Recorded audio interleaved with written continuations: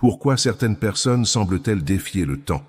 Elles ont des rides, oui, leurs cheveux ont blanchi, leur corps a ralenti, et pourtant, quelque chose en elles demeure vivant, pétillant, presque enfantin. C'est comme si, malgré les années, leur âme avait refusé de vieillir. Carl Jung, le célèbre psychanalyste suisse, disait que ces personnes possédaient un don spirituel rare, pas une bénédiction magique ni une formule anti-âge, mais une manière d'habiter le monde, d'embrasser la vie, même dans ses creux. Un feu intérieur qui ne s'éteint pas, parce qu'il est nourri par des sources profondes. L'authenticité, la réconciliation avec soi, le lien avec l'essentiel. À l'inverse, nous connaissons tous des visages jeunes, mais déjà éteints. Des regards ternes, des gestes figés, des âmes fatiguées. Car ce n'est pas l'âge qui nous vieillit, c'est le poids que nous portons. Les rêves abandonnés, la peur de changer, l'amertume. Alors que révèle vraiment cette jeunesse qui traverse les décennies? Est-elle un signe de légèreté intérieure, une forme de sagesse incarnée, ou simplement un refus de se laisser dévorer par les attentes extérieures et les blessures du passé? Dans ce voyage à travers les idées de Jung, nous allons explorer les racines profondes de cette vitalité de l'âme. Et peut-être découvrir que nous aussi, quel que soit notre âge, pouvons réapprendre à danser de l'intérieur. Il y a des gens qu'on croise à 60, 70 ou même 80 ans et qui dégagent une présence presque enfantine, pas infantile, enfantine. Un éclat dans les yeux, une vivacité dans les gestes, une curiosité dans la voix. On pourrait croire à un bon patrimoine génétique ou à une vie sans grand choc. Mais souvent, c'est l'inverse. Ces personnes ont traversé des tempêtes. Elles ont perdu, chuté, souffert. Et pourtant, quelque chose en elles n'a jamais cédé. Jung appelait cela une jeunesse de l'âme, une qualité rare, presque invisible au premier regard, mais qui rayonne dans le silence, dans la manière d'écouter, de sourire, de se tenir là, pleinement vivant malgré les cicatrices. Ce mystère ne se mesure pas en années. Il ne s'explique pas par des habitudes alimentaires, ni par une routine de sport. Il touche à un niveau plus profond, l'esprit au sens le plus large, celui qui garde l'élan, la capacité d'émerveillement, le mouvement intérieur. Et voici ce que Jung nous souffle. Ceux qui semblent plus jeunes, que leur âge possèdent un don, non de refuser le temps, mais de l'habiter avec une vérité profonde. Il ne s'agit donc pas d'échapper à la vieillesse, mais d'y entrer avec une âme encore vibrante, libre, pas encore résignée. Alors, peut-être devrions-nous arrêter de demander « Quel est ton secret pour rester jeune ?» et plutôt « Qu'as-tu traversé sans perdre la lumière ?» On aime penser que tout est question d'ADN, que certains sont bénis par la nature, d'autres pas. C'est confortable. Ça nous évite de creuser plus loin. Mais Jung, lui, n'était pas dupe. Il voyait au-delà des apparences. Et pour lui, la vitalité qui traverse les âges n'a rien d'héréditaire. C'est une alchimie intérieure, bien plus rare et plus exigeante que la simple chance biologique. Car ceux qui paraissent jeunes sans l'être vraiment ont souvent affronté des douleurs que d'autres fuient toute une vie. Ils ont osé descendre dans leurs ténèbres, affronter leurs contradictions, déconstruire leurs illusions. Et dans ce processus, quelque chose en eux s'est réveillé. Une lumière, un souffle, une liberté. Ceux-là ont abandonné les masques, les attentes, les postures. Ils ont accepté de se dépouiller, de se regarder en face et d'en ressortir transformés. Et cette transformation intérieure crée un rayonnement extérieur qu'aucune crème anti-âge ne peut imiter. Jung voyait dans cette capacité un travail spirituel, pas une coïncidence. Un signe que l'individu a commencé à se rapprocher de son essence. Et que dans cette vérité retrouvée, la vie recommence à circuler, fluide, jeune, vivante. Il disait en substance, « Ce qui renouvelle l'homme, ce n'est pas la chair. C'est le feu qui le traverse. Alors non, ce n'est pas génétique, c'est une œuvre, un choix, une série de petites morts et de renaissances. Et ceux qui s'y engagent, malgré les douleurs, portent en eux cette étrange fraîcheur de l'âme qui étonne et inspire. La société moderne confond trop souvent jeunesse et apparence. On associe la vitalité à l'élasticité de la peau, à la minceur, à l'agilité du corps. Mais Jung nous invite à changer de regard. Pour lui, La véritable jeunesse n'est pas une question de chair, mais d'esprit. C'est une disposition intérieure, une manière d'être au monde qui dépasse le biologique.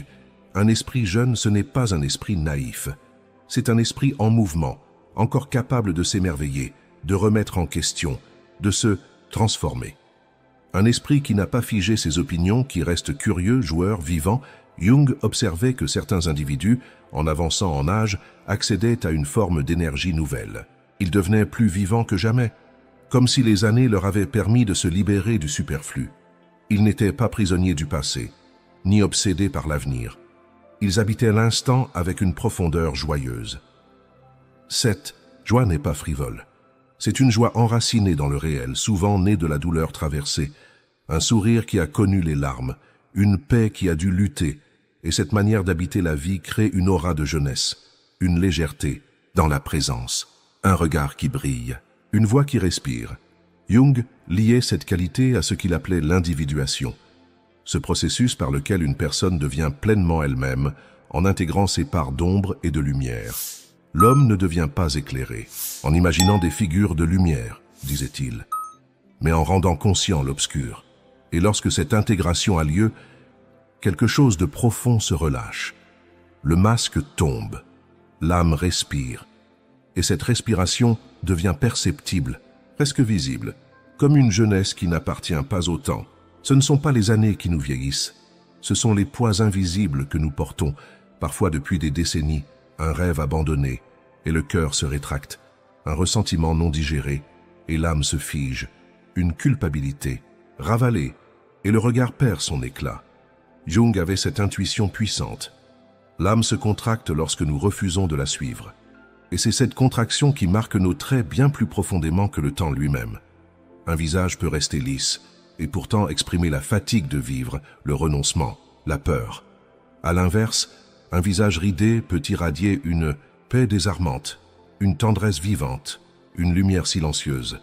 Ce qui nous vieillit, c'est souvent ce que nous n'osons pas regarder en face, les blessures que nous avons enfouies, les conflits jamais résolus avec nos parents, nos choix, notre propre histoire, les masques qu'on porte si longtemps qu'on oublie notre vrai visage.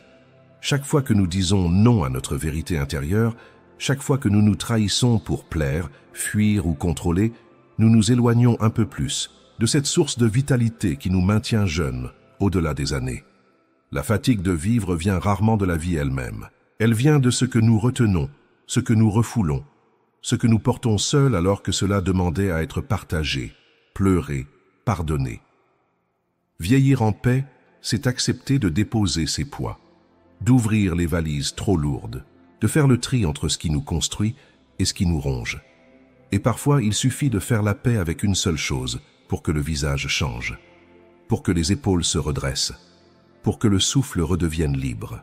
Il y a un paradoxe bouleversant. Certains corps ploient sous le poids des années, et pourtant l'esprit qui les habite semble danser encore. On le sent dans un rire éclatant, dans une main qui caresse doucement, dans un regard qui écoute, vraiment sans juger. C'est une forme de jeunesse qui n'a rien à voir avec l'extérieur. C'est une flamme intérieure, fine, subtile, indomptable. Jung voyait cela comme un indice spirituel. Il disait que lorsque l'âme n'est pas étranglée par les exigences du moi, elle continue de croître, même si le corps décline. Et cette croissance donne une lumière particulière, une sagesse incarnée sans lourdeur. Ceux qui possèdent cette lumière ne cherchent plus à impressionner. Ils n'ont plus besoin de jouer un rôle, ni de cacher leurs failles. Ils sont simplement là, présents, ouverts, touchants. Et c'est peut-être cela qui les rend si profondément vivants. Ils ne résistent plus. Ils ont accepté leur histoire, leur corps, leurs limites, mais à l'intérieur, ils n'ont pas cédé. Leur esprit reste souple, joueur, curieux. Ils continuent de lire, d'aimer, d'écouter de la musique, de rire des petites choses. Ils savent que le temps passe, mais ils refusent de s'endurcir. Jung considérait cette souplesse de l'esprit comme un symptôme de santé profonde, un signe que l'individu s'est approché de ce qu'il est vraiment, et qu'en ce lieu, celui de l'être vrai, la vie circule librement, sans être arrêtée par les blessures, les regrets ou les illusions. Le corps vieillit, mais l'âme, quand elle est libre, ne vieillit pas. Elle devient même plus belle, plus claire, plus sereine. Il y a une beauté saisissante chez ceux qui sont devenus pleinement eux-mêmes. Ce n'est pas une beauté de magazine, c'est une présence vraie, une force tranquille. Quelque chose en eux dit « je ne joue plus ». Jung croyait profondément que l'authenticité a un effet rajeunissant sur l'âme. Pas parce qu'elle efface les rides, mais parce qu'elle allège le cœur, libère le souffle, apaise les tensions invisibles. Vivre en désaccord avec soi-même, c'est s'user de l'intérieur. Se forcer à plaire, à correspondre, à trahir ses élans profonds, c'est entretenir un stress silencieux, un vieillissement émotionnel. En revanche, ceux qui ont osé se rencontrer, ceux qui ont traversé les couches de masques, de peur, de honte, finissent par habiter leur propre peau comme un vêtement souple, et cela change tout. Leur voix devient plus posée, leur rire plus spontané, leur regard plus perçant, non pour juger mais pour voir vraiment. Ce sont des gens qui ont cessé de se battre contre ce qu'ils sont. Ils ont fait la paix avec leurs limites, mais aussi avec leurs désirs, leurs rêves, leur histoire, et cette paix intérieure rayonne. Elle donne au visage une lumière douce, une vivacité qui ne vient pas du maquillage, mais de l'alignement profond entre l'être et le paraître. Jung disait que devenir soi-même est un acte sacré, et que cette quête de vérité fin intérieure ouvre des portes insoupçonnées, notamment celle d'une jeunesse qui n'est plus liée au temps, mais à la vérité. Être soi, profondément, c'est cesser de vieillir là où la vie continue de circuler. Tu les reconnais tout de suite. Ils arrivent dans une pièce et quelque chose en eux apaise l'atmosphère, pas parce qu'ils cherchent à plaire, mais parce qu'ils sont en paix. Il y a une légèreté dans leur façon de marcher, de parler, d'exister, comme s'ils ne portaient plus le poids du jugement, ni celui de l'apparence. Ils se sont réconciliés avec eux-mêmes, pas en effaçant leurs erreurs, mais en les regardant en face, sans fuir, sans se punir. Ils ont compris que se libérer, ce n'est pas oublier, c'est intégrer. Jung insistait beaucoup sur cette idée. Tout ce qui n'est pas réconcilié à l'intérieur de nous finit par se manifester à l'extérieur, sous forme de symptômes, de tensions, de vieillissement prématuré. La réconciliation intérieure, ce n'est pas un luxe spirituel. C'est une nécessité existentielle. Sans elle, on vit comme un exilé de soi-même, en guerre contre son passé, ses décisions, ses ombres. Mais ceux qui ont fait ce travail, parfois lent, douloureux, profond, finissent par atteindre une sorte de légèreté radicale. Ils ne sont pas devenus parfaits, ils sont devenus entiers. Et cette intégrité rayonne. Elle donne au visage un air plus jeune, plus libre. Parce que rien ne tire plus à l'intérieur, ils n'ont plus besoin de contrôler ce que les autres pensent. Ils n'ont plus à prouver, à séduire, à se défendre. Ils vivent, tout simplement. Et cette simplicité a quelque chose de jeune, de frais, de désarmant. Jung voyait dans cette paix une forme d'accomplissement spirituel, la fin d'une lutte intérieure et le début d'une présence pleine, tranquille, joyeuse. Ceux qui font la paix avec eux-mêmes deviennent plus légers que l'air. Et peut-être est-ce là le vrai secret de la jeunesse. Il y a au fond de chacun de nous une petite voix, un éclat de rire, une main tendue vers le ciel, une envie de jouer, de rêver, de croire encore aux choses simples. Mais avec les années, beaucoup étouffent cette voix. Ils la rangent dans une boîte avec les peluches, les souvenirs et les larmes, parce que la vie est sérieuse, mais parce que faut grandir. Et pourtant, c'est souvent ce renoncement qui nous rend vieux. Carl Jung affirmait que l'enfant intérieur ne meurt jamais. Il peut être blessé, ignoré, oublié, mais il reste là, dans un coin de l'âme, attendant d'être regardé à nouveau.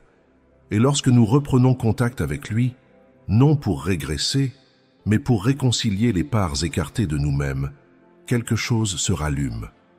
Un éclat de lumière, une légèreté oubliée, une jeunesse retrouvée. Jung voyait dans cette capacité de garder l'esprit joueur, rêveur, une vertu spirituelle. Car l'enfant en nous ne se prend pas trop au sérieux.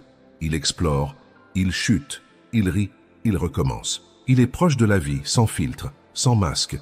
Ceux qui préservent cette flamme même après les deuils, les trahisons, les désillusions, dégagent une fraîcheur bouleversante.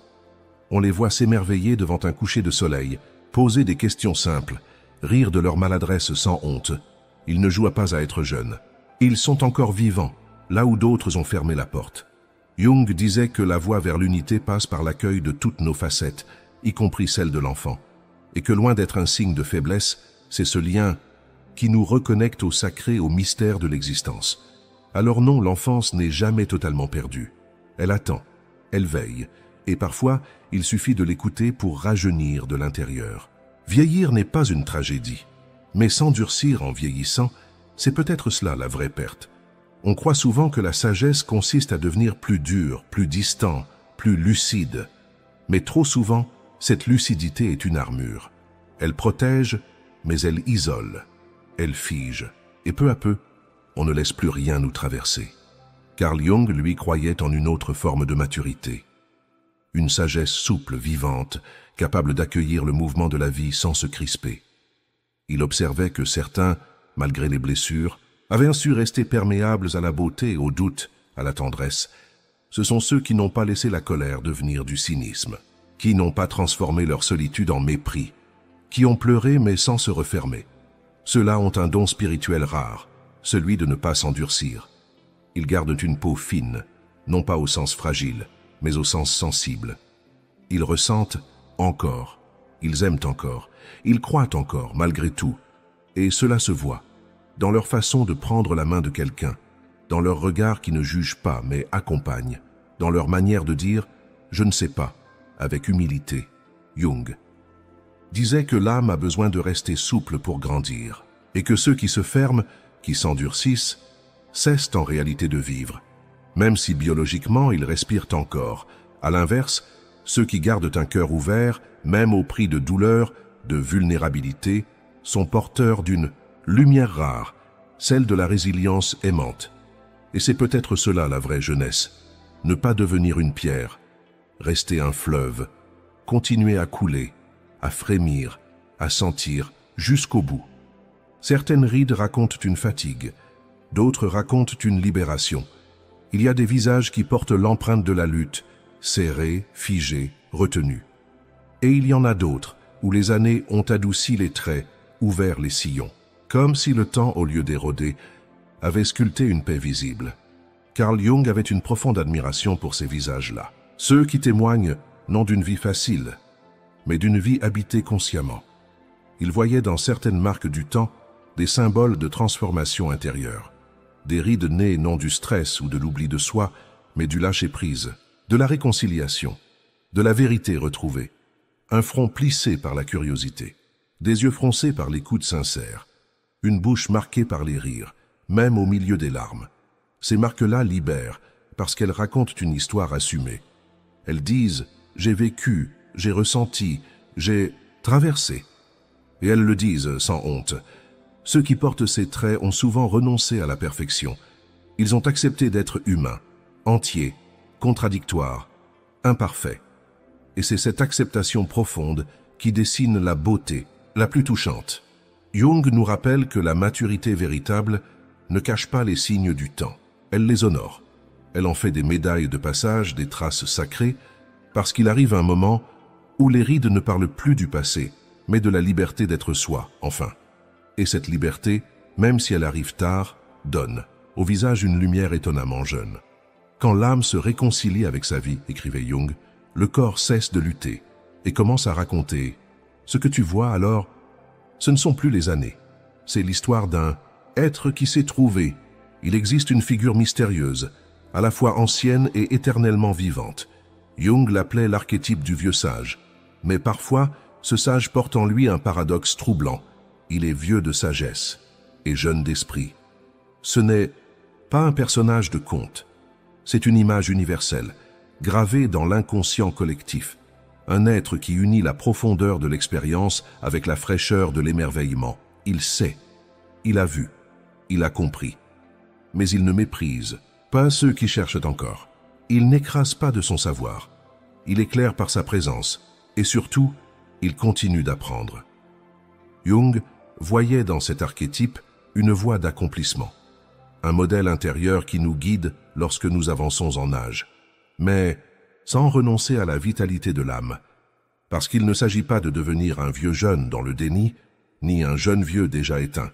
Il s'agit de fusionner la sagesse accumulée avec la légèreté retrouvée. Le vieux sage jeune est celui qui a traversé l'ombre, qui connaît les profondeurs de l'âme humaine, mais qui n'a pas laissé ses connaissances le fermer. Au contraire, elles l'ont ouvert davantage. Il rit encore. Il pose des questions simples. Il regarde les étoiles comme un enfant, et les blessures humaines comme un guérisseur.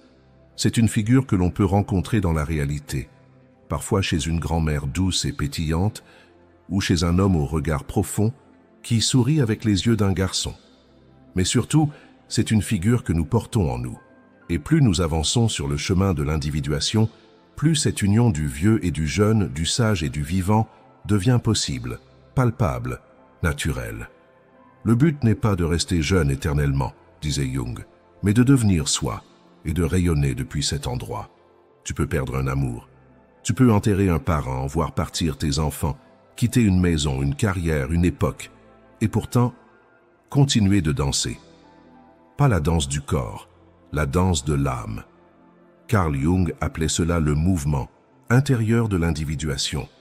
Ce processus par lequel, malgré les larmes, malgré les pertes, malgré la fatigue, l'âme refuse de mourir avant l'heure.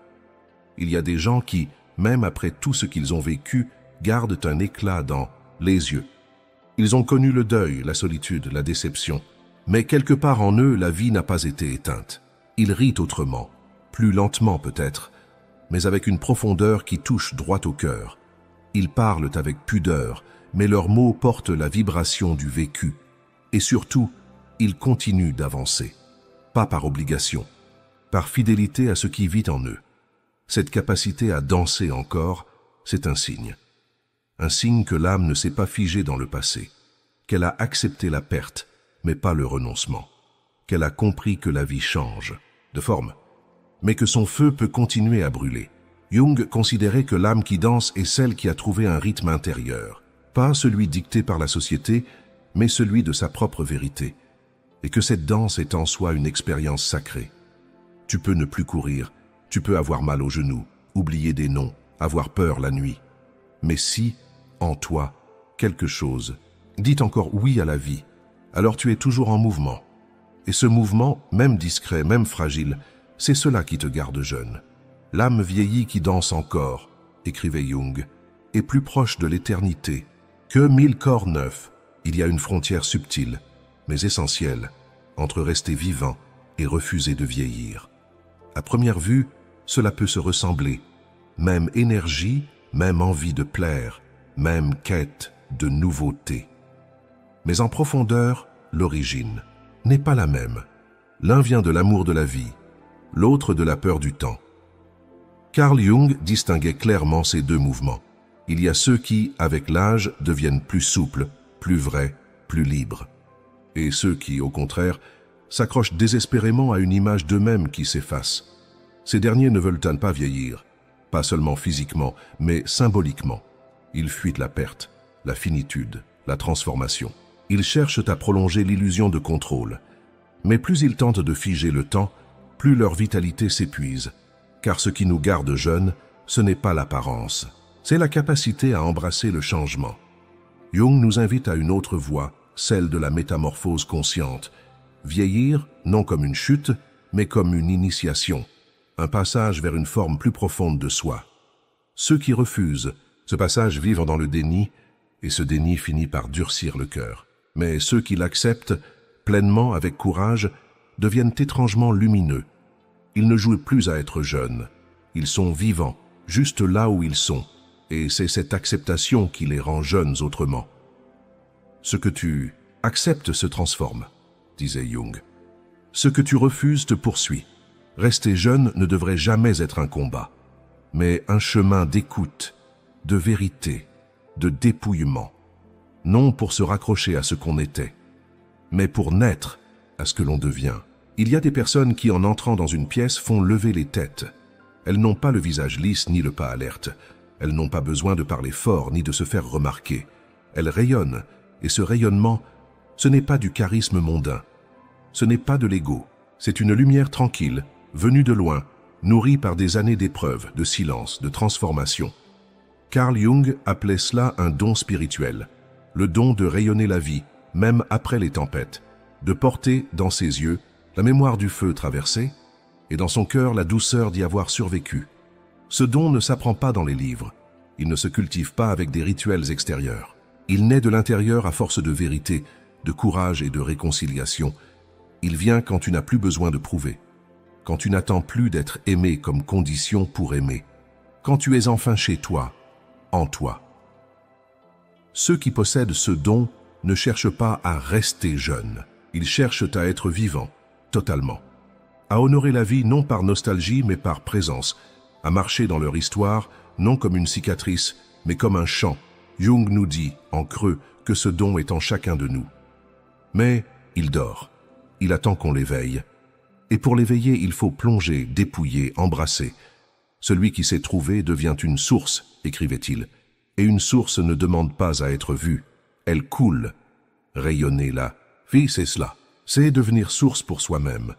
Et sans même s'en rendre compte, donner aux autres la permission de faire pareil. Ceux qui semblent plus jeunes que leur âge sont souvent ceux qui, au lieu de retenir la vie, ont choisi de la laisser passer à travers eux. Et ce choix, oui, c'est un don spirituel, mais un don que chacun peut réveiller.